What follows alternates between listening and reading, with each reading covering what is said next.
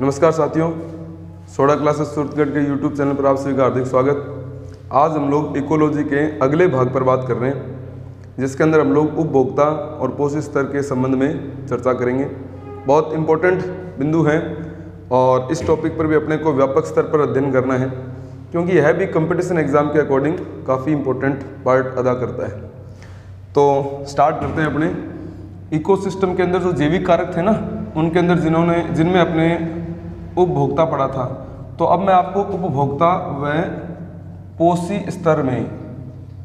स्तर में संबंध जो है इसके बारे में आपको जानकारी दे रहा हूँ। ठीक है, जनरल साइंस का एक ऐसा पार्ट है जिसको बहुत सारे विद्यार्थी जो है ना वो पढ़ते ही नहीं है। 90% बालक नहीं पढ़ते इसको, इतना अच्छा कंटेंट होने के बावजूद भी। और बहुत ही इंपॉर्टेंट पार्ट है ये इकोसिस्टम का। अब देखना, उपभोक्ता को अपने बोलते हैं कंज्यूमर, ठीक है भाई। पोषी स्तर को अपने बोलते हैं ट्रॉफिकल लेवल। अब इसमें समझने वाली बात यह है कि कंज्यूमर यानी कि उपभोग करने वाले उपभोक्ता, है ना। और पोषी स्तर का मतलब ये होता है यहाँ पर कि जहाँ से पोषण की प्रक्रिया स्टार्ट होती है, यानी जहाँ से न्यूट्रिशन स्टार्ट हो जाए। क्योंकि जीव एक दूसरे पर जो निर्भर है वो किसके लिए है? न्यूट्रिशन के लिए, भोजन के लिए। तो जहाँ से भोजन की न्यूट्रिशन की प्रोसेस या प्रक्रिया स्टार्ट हो जाती है, उसी जगह को अपने क्या मान लेते हैं? ट्रॉफिकल लेवल मान लेते हैं। ठीक है ना।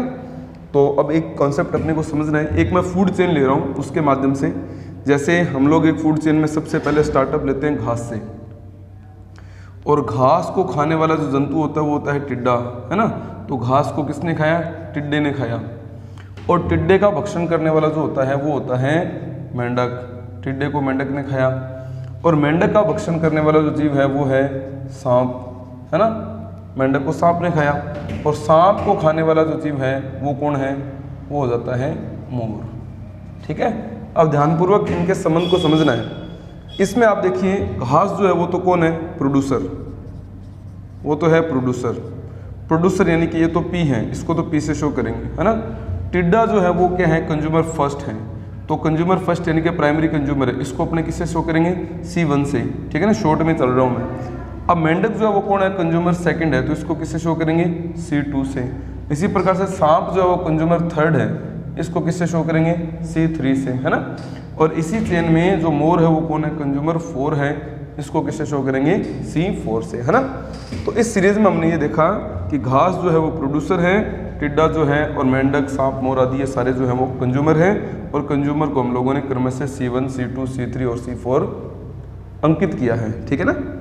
अब पॉइंट ये बनता है, देखो दूसरा पॉइंट क्या है? पोषी स्तर। पोषी स्तर का मतलब ये होता है कि कहाँ से पोषण की प्रक्रिया स्टार्ट हुई।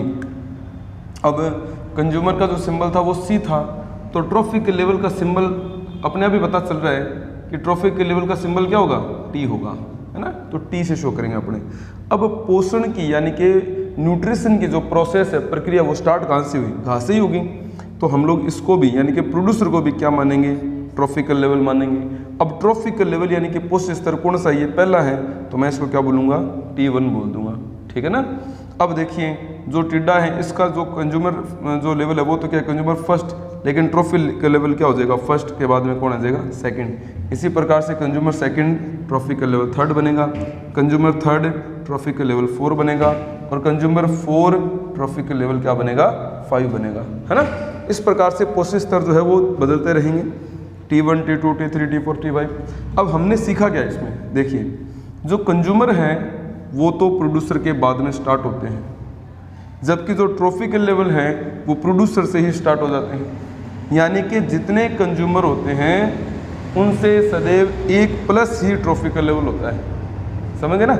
यानी जितने कंज्यूमर आएंगे उनसे सदैव 1+ ही किसको मानेंगे? अपने ट्रॉफिकल लेवल को मानेंगे। जितने कंज्यूमर उनसे +1 ट्रॉफिकल लेवल बनना है, और जितने ट्रॉफिकल लेवल है उनमें से एक कम क्या मानना है? कंज्यूमर मानना है। ठीक है ना। मुझे लगता है ये कॉन्सेप्ट समझ में आ गया होगा। अगर ये कॉन्सेप्ट आपको समझ में आ गया तो बहुत इंपॉर्टेंट बिंदु था। जैसे मैं आपसे प्रश्न पूछूंगा, किसी शाक भक्षी खाद्य श्रृंखला में मेंढक जो कि द्वितीय उपभोक्ता है वह कौन सा पोषण स्तर होगा? सेकेंडरी, ट्राइटरी यानी कि दूसरा, तीसरा, पहला या कोई नहीं? तो आपने याद रखना है कि मेंढक अगर सेकेंडरी कंज्यूमर है तो पोषण स्तर कौन सा होगा? तीसरा, यानी 1+ ही बोलना है। ठीक है ना। तो ये उपभोक्ता और पोषण स्तर के बीच में क्या होता है? संबंध होता है, रिलेशन होता है। मुझे लगता है कि इस फूड चेन के माध्यम से आपने उपभोक्ता और पोषित स्तर के बीच में जो रिलेशनशिप है उसको समझ लिया होगा, ठीक है ना। तो अब मैं इसका नेक्स्ट पार्ट आप लोगों के सामने प्रेजेंट कर रहा हूँ, और उस नेक्स्ट पार्ट का नाम है ऊर्जा प्रवाह, है ना, कि ऊर्जा जो होती है, एनर्जी जो होती है वो किस प्रकार से फ्लो करती है, ठीक है। तो उसको अपने बारीकी से समझना है। ऊर्जा का प्रवाह, ऊर्जा का प्रवाह, है ना, फ्लो ऑफ एनर्जी, सूर्य के प्रकाश से लेकर जो एनर्जी है वो पेड़ पौधों से होती हुई जंतुओं में पहुंची, अपघटकों से होती हुई इस वायुमंडल में विस्तृत हो जाती है, ठीक है ना। तो जो एनर्जी का फ्लो है उसके लिए कुछ नियम बनते हैं, तो उन नियमों के हम कुछ नाम दिया करते हैं। जैसे एक नाम आ गया प्रथम नियम, ठीक है ना, समझना है गौर से। एक आ गया द्वितीय नियम, ये वैसे तो थ्योरी है अपने आप में, ज़्यादा कोई बड़ा सिस्टम नहीं है, लेकिन 1% 100% यहाँ से पूछा जाता है। तो अब मैं बात कर रहा हूँ किसकी, द्वितीय नियम की, ठीक है ना। प्रथम नियम और द्वितीय नियम। प्रथम नियम जो है उसको अपने एक और उपनाम देते हैं, वो है ऊर्जा संरक्षण का नियम, है ना, the law of energy conservation, ऊर्जा संरक्षण का नियम, ठीक है भाई। और जो द्वितीय नियम है इसको अपने बोलते हैं पारिस्थितिक, देखिए इसका नाम बहुत अच्छा है, पारिस्थितिक दशांश का नियम। अब देखना, पारिस्थितिक दशांश का नियम सबसे इंपॉर्टेंट। पारिस्थितिक दशांश, दशांश का मतलब हो गया 10वां हिस्सा, यहाँ पर दशांश का मतलब 10वां हिस्सा है, इस बात को आपने समझना है, ठीक है ना। और ऊर्जा संरक्षण यानी कि ऊर्जा का न निर्माण न विनाश, संरक्षित रहती है सदैव ना। तो ये एक्सप्लेनेशन क्या कहता है वो समझिए आप। ये कहता है कि विश्व में ऊर्जा की मात्रा निश्चित, विश्व में ऊर्जा की मात्रा क्या है, निश्चित है, ठीक है, बड़ी कॉमन सी बात है। यानी इस विश्व में एनर्जी जो होती है वो फिक्स होती है, न हम एनर्जी का निर्माण कर सकते हैं न विनाश कर सकते हैं। ऊर्जा की मात्रा सदैव ही फिक्स रहती, जितनी है उतनी रहेगी, है ना। विश्व में ऊर्जा की मात्रा निश्चित, और ऊर्जा का एकमात्र स्रोत, ऊर्जा का एकमात्र स्रोत कौन है, सूर्य है। ऊर्जा का एकमात्र स्रोत सूर्य है, ठीक है ना। ये वाला जो क्वेश्चन है ना, ये पटवार के पेपर में पूछा गया था, पटवार प्री में 2015-16 में, ठीक है ना। बड़ा ही बेसिक सा क्वेश्चन है, एकदम सामान्य और साधारण सा क्वेश्चन है, लेकिन एग्जाम के अकॉर्डिंग ये भी अपने आप में इंपॉर्टेंट है, ठीक है ना। तो एक बात अपने को ये याद रखनी है कि विश्व में ऊर्जा की मात्रा निश्चित, और ऊर्जा का एकमात्र स्रोत कौन है, सूर्य है, ठीक है। दूसरा पॉइंट गौर से सुनना है कि ऊर्जा का नए निर्माण, न ही तो हम ऊर्जा का निर्माण कर सकते हैं और न ही विनाश, न निर्माण न विनाश, है ना। तो ये बात अपने को याद रखनी है, ठीक है ना। यानी न तो ऊर्जा का निर्माण कर सकते हैं, ठीक है ना, neither be created nor be destroy, है ना। न तो निर्माण संभव है और न ही विनाश संभव है, ठीक है। तो फिर है क्या, ऊर्जा की मात्रा निश्चित है, एकमात्र स्रोत सूर्य है, न निर्माण न विनाश। तो फिर हम क्या करते हैं, केवल रूपांतरण, केवल क्या हो सकता है, रूपांतरण हो सकता है, रूप बदल सकता है ऊर्जा का, ठीक है ना। और जब रूप बदलता है तो ऊर्जा एक स्तर से दूसरे स्तर में क्या हो जाती है, स्थानांतरित हो जाती है। तो इसका मतलब केवल रूपांतरण और स्थानांतरण संभव है, लेकिन निर्माण और विनाश संभव नहीं है, ठीक है ना। तो ये आपके सामने आ जाता है ऊष्मागतिकी का, यानी कि ऊर्जा प्रवाह का जो पहला नियम है उसका नाम आ जाता है प्रथम नियम, है ना। तो कई बार इसको क्या है अपने ऊष्मागतिकी का नियम ऐसे भी कह देते हैं, तो कोई आपत्ति वाली बात नहीं है, ऊष्मागतिकी के नियम यूँ कह के अपने इस टॉपिक को रन कर सकते हैं। अब दूसरा देखो क्या है, द्वितीय नियम। द्वितीय नियम यानी कि पारिस्थितिक दशांश का नियम। अब ये नियम क्या कहता है, ये कहता है कि स्थानांतरण या रूपांतरण जब होता है ना, तो ऊर्जा का अधिकांश भाग, तो मैं सीधा ही लिख देता हूँ, जब स्थानांतरण की प्रक्रिया होती है, स्थानांतरण की प्रक्रिया होती है तो उस वक्त ऊर्जा का अधिकांश भाग, ऊर्जा का अधिकांश भाग, ऊर्जा का अधिकांश भाग, और अधिकांश भाग लगभग कितना परसेंट है, 90%। ऊर्जा का अधिकांश भाग जो 90% भाग है वह तो ऊष्मा के रूप में विसरित, ऊष्मा के रूप में क्या हो जाता है, वातावरण में विसरित, ऊष्मा के रूप में वातावरण में विसरित हो जाता है। एक लाइन तो अपने ये याद रखनी है, ठीक है ना। यानी कि जब एनर्जी एक स्तर से दूसरे स्तर में स्थानांतरित होती है तो इसका अधिकांश भाग 90% भाग तो ऊष्मा के रूप में वातावरण में विसरित हो जाता है और केवल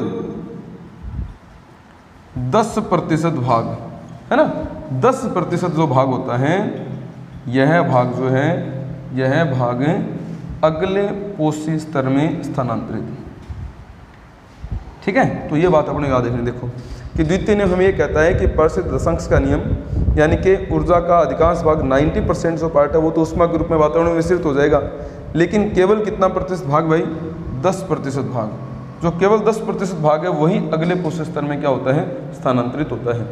तो इसलिए इस नियम का नाम ही क्या रख दिया, पारिस्थितिक दशांश का नियम, यानी कि इकोलॉजिकल रूल ऑफ 10th, है ना। तो ये वाली बात अपने को याद रखनी है, 10% वाली, ये बहुत इंपॉर्टेंट है। बहुत सारे पेपरों में ये प्रश्न पूछा जाता है, जैसे LDC जैसे एग्जाम में, रीट जैसे एग्जाम में, है ना। तो ये क्वेश्चन बड़ा कॉमन क्वेश्चन है, ठीक है। पिछले रीट के SST के एग्जाम में इस क्वेश्चन को पूछा गया था, ठीक है ना। रीट SST का जो एग्ज़ाम था उस एग्ज़ाम में इस क्वेश्चन को पूछा गया था 2018 में, ठीक है ना। तो बड़ा कॉमन सा क्वेश्चन है, 10% वाला काफ़ी फेमस है, आ जाता है पेपरों में। वो ऊपर वाला क्वेश्चन है वो पटवार के प्री पेपर में भी था, है ना।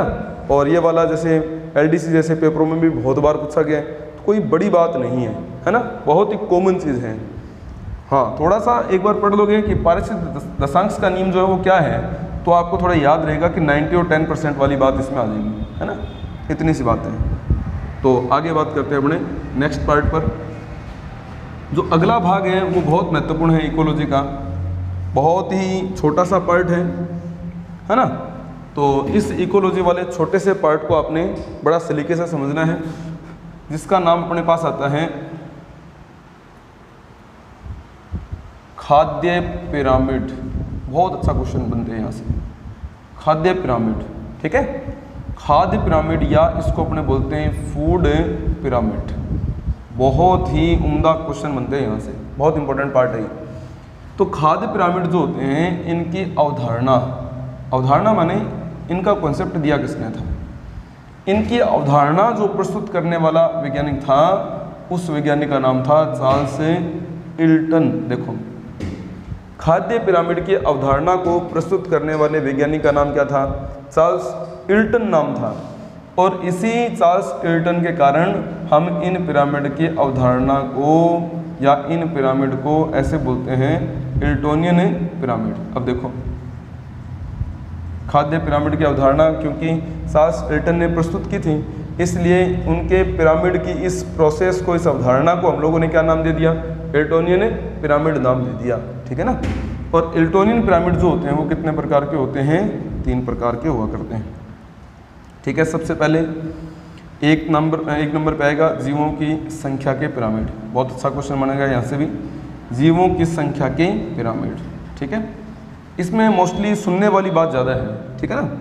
दूसरा जैव भार के पिरामिड, अपने को सुनने से ही समझ में आ जाएगा, बहुत अच्छा पार्ट है ये। तीसरा ऊर्जा के पिरामिड, है ना, ऊर्जा के पिरामिड।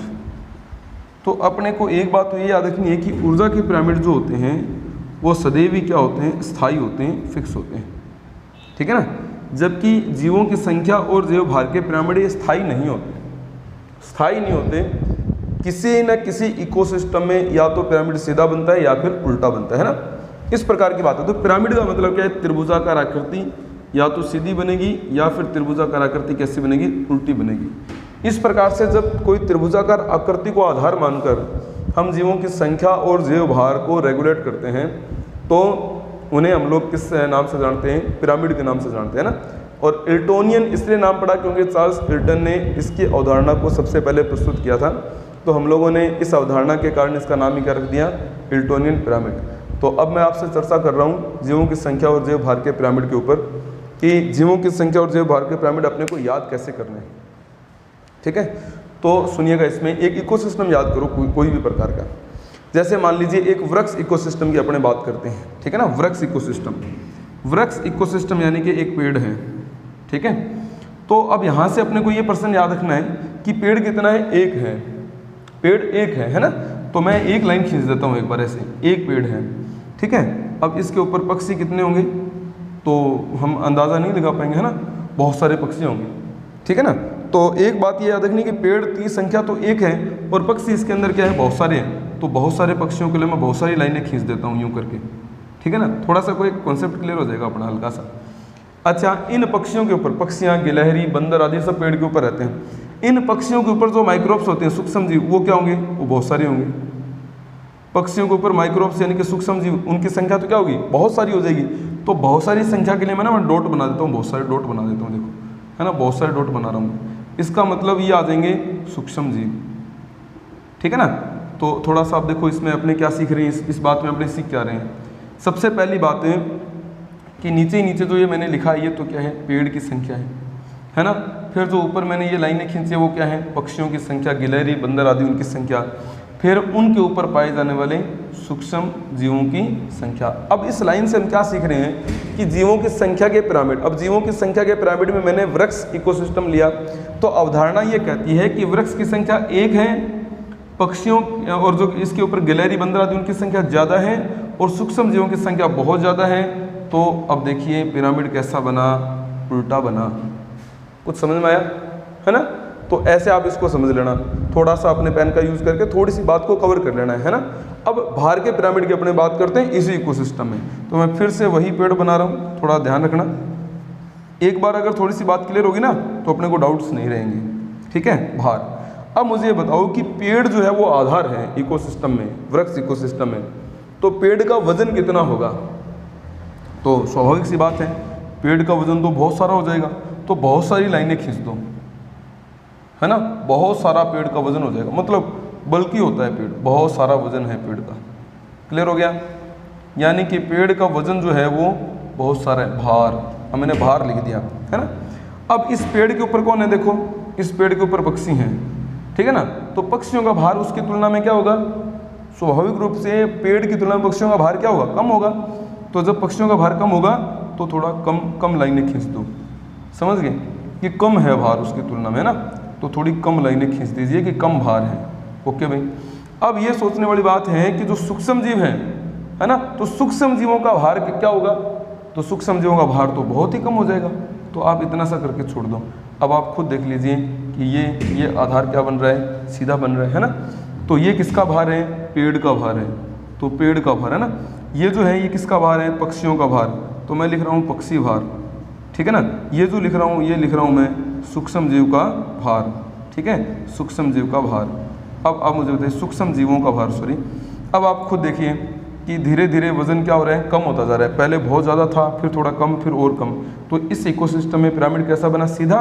और इसमें पेड़ की संख्या, तो पेड़ की संख्या कितनी है, एक। इसमें पक्षी की संख्या क्या ज़्यादा है। और इसमें सूक्ष्म जीव की संख्या, तो सूक्ष्म जीव की संख्या तो बहुत सारी हो जाएगी। तो इकोसिस्टम एक ही है, लेकिन पिरामिड की अवधारणा कितने प्रकार की होगी, दो प्रकार की होगी। मुझे लगता है कि जो मैंने आपको अभी कॉन्सेप्ट समझाया है अच्छा खासा क्लियर हो गया होगा। अगर इसमें फिर भी कोई डाउट रहे तो कमेंट बॉक्स में ज़रूर मुझे आप मैसेज करें, आप कमेंट करें कि सर ये मेरा डाउट है। मैं 100% कोशिश करूँगा कि उस डाउट को मैं क्लियर कर सकूँ, ठीक है। तो अभी जो मैंने आपको आधार बताया, एक तो इसको समझ लीजिएगा, ठीक है ना। फिर मैं आगे दूसरे वाले आधार जो है वो आपके सामने बता रहा हूँ, उनको प्रेजेंट कर रहा हूँ। तो एक बार इसको अपने मिटा देते हैं, ठीक है। अब आप देखिए इसमें एग्जाम्पल्स बहुत सारे बना सकते हैं, अपने संख्या और भार वाले बहुत सारे एग्जाम्पल बना सकते हैं। जैसे मान लीजिए मेरे सामने जो है वो अब संख्या मैं ले रहा हूँ खेत की, खेत इकोसिस्टम है ना। और खेत इकोसिस्टम में मैं एग्जाम्पल ले रहा हूँ किसको, फसल तंत्र को। खेत इकोसिस्टम में फसल तंत्र को अपने एग्जाम्पल में ले रहे हैं, ठीक है। तो पॉइंट ये बनता है कि खेत के अंदर सबसे पहले फसल तंत्र में हम किसको संख्या में लेते हैं, पादप। तो सबसे पहले पादप संख्या ले लीजिए आप, है ना।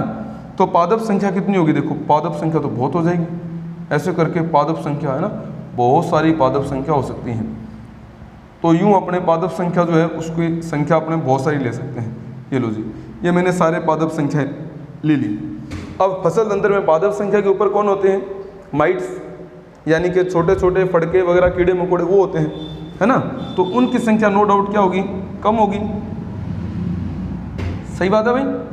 कीड़े मकोड़े जो हैं वो लट जो है, कैटरपिलर जो है ना।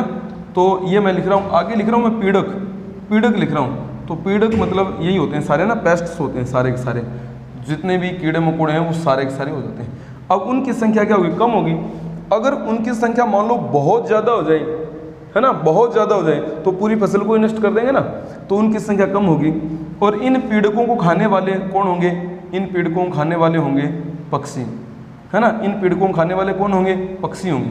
तो पक्षियों की संख्या क्या हो जाएगी, और कम हो जाएगी भाई, सही है ना।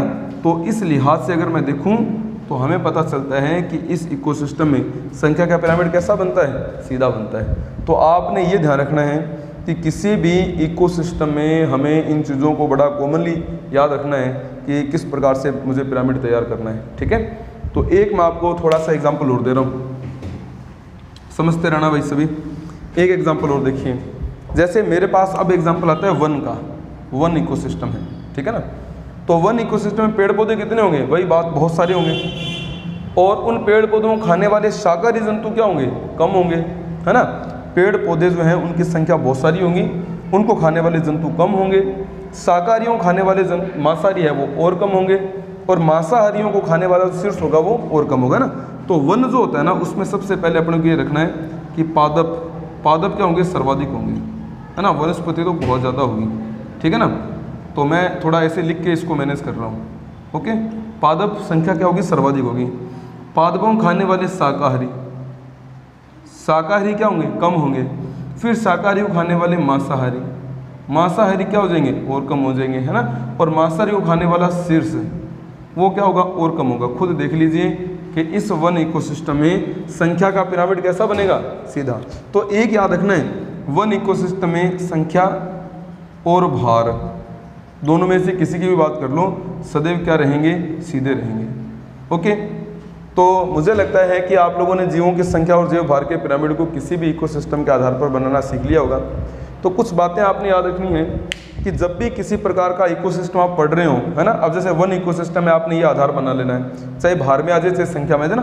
पेड़ पौधों का भार तो बहुत ज़्यादा होगा, शाकाहारी थोड़े कम होंगे संख्या में भी और भार में भी, मांसाहारी थोड़े संख्या में और भार में कम होंगे, शीर्ष वाले का तो संख्या भी बहुत कम होगी और भार में भी क्या होंगे, वो बहुत ही कम होंगे।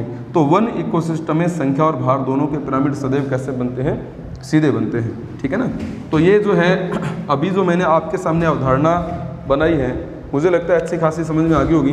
मैं एग्जांपल दे देता हूँ। जैसे अब जीवों की संख्या वाले में मान लीजिए मेरे पास वृक्ष इकोसिस्टम है, तो वृक्ष इकोसिस्टम है, इसमें संख्या का पिरामिड संख्या तो लिखा हुआ ही, वृक्ष इकोसिस्टम में पिरामिड जो है वो किस प्रकार का बनता है, संख्या वाला। तो आप याद रखेंगे उल्टा बनता है ना। और जैव भार में वृक्ष इकोसिस्टम की अगर मैं बात करूं तो वृक्ष इकोसिस्टम वाला जो पिरामिड है वो भार वाला कैसा बनता है, तो आपने याद रखना है सीधा बनता है। पहला पॉइंट तो ये याद रखना है, ठीक है। दूसरा इसमें मैं आपको बता रहा हूँ कि एक तो वन है ना, वन मरुस्थल भी शामिल कर लो, भले कोई आपत्ति नहीं है। वन, मरुस्थल, फसल तंत्र है ना, समुद्र, सागर, महासागर आदि, इनमें संख्या के पिरामिड जो होते हैं वो सदैव ही क्या रहते हैं, सीधे रहते हैं। एक लाइन याद रखनी है, वन में संख्या का, मरुस्थल में संख्या का, फसल तंत्र में संख्या का, समुद्र में संख्या का, जो बड़े इकोसिस्टम है उन सभी में संख्या के पिरामिड सदैव कैसे बनते हैं, सीधे बनते हैं। अब जैव भार, वही बात मैं फिर से लागू करूँगा, वन है ना। अब जैसे फसल तंत्र आ जाए, कुछ भी ले लो इसमें से, फसल तंत्र ले लो आप, खेत इकोसिस्टम है ना, समुद्र इकोसिस्टम ले लो, तो आप इसमें भी ये देखेंगे कि भार के पिरामिड भी सदैव क्या रहेंगे, सीधे ही रहेंगे। तो आपत्ति केवल इस वृक्ष वाले में रहती है, तो वृक्ष इकोसिस्टम में संख्या का उल्टा और भार का सीधा। ऊर्जा के पिरामिड सदैव क्या होते हैं, स्थायी, और ऊर्जा के पिरामिड सदैव ही कैसे होते हैं, सीधे होते हैं। ऊर्जा के पिरामिड क्या होते हैं, सदैव सीधे होते हैं। अच्छा, इसके सदैव सीधे होने के पीछे का कारण भी हम लोगों को पता है। आपने नोटिस किया था कि जब भी आप कोई इकोसिस्टम लेते हैं, ठीक है ना, तो मैं एक इकोसिस्टम ले रहा हूँ, जैसे मान लीजिए वो घास वाला, घास में मान लो 1000 किलो कैलोरी एनर्जी है, 1000 कैलोरी एनर्जी है, आप ये समझ लीजिए 1000 कैलोरी लिख दिया मैंने, ठीक है ना। अब घास को खाने वाला कौन था, टिड्डा था। टिड्डे में 10% ही जाएगा, हमने पढ़ा था। तो इसमें 1000 का 10% कितना हो जाएगा, 100 कैलोरी हो जाएगा। तो 100 कैलोरी एनर्जी, ठीक है ना। टिड्डे उगाने वाला कौन था, मेंढक था, है ना। तो मेंढक में आपने नोटिस किया कि 10% ही जाएगा, तो 10 कैलोरी एनर्जी। और मेंढक को खाने वाला कौन है? सांप है। तो सांप में 10 का 10% कितना होगा? 1% है ना। और सांप को खाने वाला कौन है? मोर है। तो मोर के अंदर 1 का 10% कितना होगा? 0.1 हो जाएगा, ठीक है ना, है ना। 0.1 कैलोरी एनर्जी आपके पास से आ जाएगी। तो इसका मतलब ये हुआ कि पहले जो एनर्जी थी वो क्या थी? 1000, 100, 10, 1 और 0.1, ठीक है ना। तो इसी को मैं एक और पैराग्राफ बनाकर उसको मैं मेंशन कर रहा हूँ, थोड़ा सा देख लेना इस चीज़ को। यहाँ पर दिखाई दे रहा होगा, इधर लिखना है 1000, है ना। सबसे पहले थोड़ा बड़ा बना लेते हैं, इधर मैं लिख रहा हूँ 1000, ठीक है भाई, ठीक है। तो ये लाइन मुझे बड़ी बनानी पड़ेगी। फिर दूसरे में मुझे लिखना पड़ेगा 100, ठीक है। तो ये लाइन थोड़ी छोटी बना लो। फिर इसके बाद में 10 और छोटा कर दो, फिर 1 और छोटा कर दो ना, फिर 0.1 और छोटा कर दो। आप खुद देख लीजिए कि ऊर्जा के पिरामिड जो होते हैं वो सदैव क्या रहते हैं? सीधे रहते हैं, ठीक है। तो यहाँ पर हमने ऊर्जा के पिरामिड की भी बात कर ली। तो मुझे लगता है कि खाद्य पिरामिड यानी कि फूड पिरामिड, इसकी अवधारणा, इसके प्रकार और इनका एक्सप्लेनेशन अच्छा खासा समझ में आ गया होगा। अगर ये बात क्लियर अपनी हो चुकी है तो नेक्स्ट जो इसमें पार्ट बनता है वो आपको मैं बता देता हूँ। नेक्स्ट पार्ट बनता है जैव रासायनिक चक्कर, बायोकेमिकल साइकिल्स, है ना। तो अब मैं आपके सामने सिर्फ जैव रासायनिक चक्रों के प्रकार बता रहा हूँ, ठीक है ना, और इनका एक्सप्लेनेशन मैं आपको बाद में करवाऊँगा। तो जैव रासायनिक चक्र, जैव रासायनिक चक्र जो होते हैं कई प्रकार के होते हैं। इनमें सबसे फेमस चक्र है जल चक्र, है ना। नंबर 2 पे जैसे मैं लिखूंगा इसमें एक और साइकिल आ जाता है जैसे ऑक्सीजन चक्कर, है ना। नंबर 3 पे अपने पास जैसे आ जाता है फास्फोरस चक्कर। तो फास्फोरस चक्कर भी बहुत फेमस है, अब इसको भी आपने याद रखना है, फास्फोरस चक्कर। नंबर 4 पे मैं लिखूंगा सल्फर चक्कर, है ना। तो सल्फर चक्कर भी अपने पास याद रखना है। नंबर 5 पे अपने को ध्यान रखना है कि नंबर 5 पे अपने पास आ जाएगा नाइट्रोजन चक्कर। तो कंपटीशन में सारे के सारे जैव रासायनिक चक्कर इंपॉर्टेंट है, ठीक है ना। फास्फोरस चक्कर जो है इसको अपने बोलते हैं अवसादी चक्कर, क्योंकि चट्टानों से स्टार्ट होता है इसलिए इसका नाम पड़ा अवसादी चक्कर। ऑक्सीजन, सल्फर और नाइट्रोजन ये सब जो होते हैं ये कौन से होते हैं? ये गैसीय चक्कर होते हैं, ये होते हैं गैसीय चक्कर। अगर इसी लाइन की मैं बात करूँ ना, सिर्फ इतना ही मैं अगर आपको बताऊं कि ऑक्सीजन, सल्फर और नाइट्रोजन गैसीय चक्कर होते हैं, जबकि फास्फोरस चक्कर है वो मृदीय चक्कर है, मृदा, है ना, मृदा से स्टार्ट होता है और इसका जो आरंभ होता है वो कहाँ से होता है? चट्टानों से, इसलिए इसको अवसादी चक्कर कहते हैं। तो यहीं से आपके LDC एग्ज़ाम 2018 के कम से कम 2 से 3 क्वेश्चन सही हो जाते हैं। देखो इतना इंपॉर्टेंट कंटेंट है ये, है ना। सिर्फ इतनी सी बात अगर अपने को पता चले तो। बाकी जब मैं आपको जैव रासायनिक चक्रों में इन सभी के बारे में जानकारी दूंगा तो हम लोग जल चक्र भी अलग से पढ़ेंगे, ऑक्सीजन चक्र भी पढ़ेंगे, फास्फोरस, नाइट्रोजन और सल्फर चक्र, सभी को व्यक्तिगत रूप से अलग अलग पर्टिकुलर अपने अध्ययन करेंगे। उम्मीद है कि आपको अभी तक की जितनी भी क्लासेस मिल रही है, जितना भी टॉपिक का मैटर मिल रहा है, अच्छा खासा सही तरीके से समझ में आ रहा होगा। अगर आप लोगों को ये सारा मैटर अच्छा समझ में आ रहा है तो अपने साथियों तक वीडियो को ज़रूर पहुंचाया करो, और जितने देख रहे हो उनसे एक निवेदन और है कि पूरा देखा करो ताकि आपका अच्छा फ़ायदा हो सके, और अच्छे अच्छे कमेंट भी किया करो। कुछ मेरे से कोई डाउट है तो वो पूछा भी करो, है ना। सीधा ही आप देखा मत करो, डाउट भी पूछा करो अगर आपके दिमाग में कोई डाउट चल रहा है तो। और अभी तक जितने भी मैंने आपके लिए वीडियोज़ बनाई हैं उनका सारा का सारा एक्सप्लेनेशन मैंने दिया है। और कुछ आपके कोई और क्वेश्चन हो वो भी पूछा करो। जैसे पीछे जो एक मैंने टॉपिक आपको करवा दिया फूड न्यूट्रिशन का, तो उसमें टेस्ट का भी कोई सिस्टम होना चाहिए, है ना, कोई मूल्यांकन भी होना चाहिए। तैयारी कर ली तो मूल्यांकन ज़रूरी है। इसी प्रकार से जैसे मान लीजिए इकोलॉजी आपका पूरा होगा तो इसके भी क्वेश्चन या इसका भी मूल्यांकन जो है वो भी आपको कवर करना होगा। आगामी जैसे कोई टेस्ट या कोई क्वेश्चन बैंक अगर मुझे इसका बनाना होगा तो हमारे डिस्क्रिप्शन में आप देखना कि टेलीग्राम का लिंक दिया हुआ है, आप ज़रूर उसको खोलकर उसके अंदर जो क्वेश्चन होंगे उनको ज़रूर सेट कर लेना ताकि आपको प्रत्येक टॉपिक के क्वेश्चन भी मिल सकें। और इसी प्रकार से सहयोग और कमेंट करते रहें। बहुत बहुत धन्यवाद आपसे।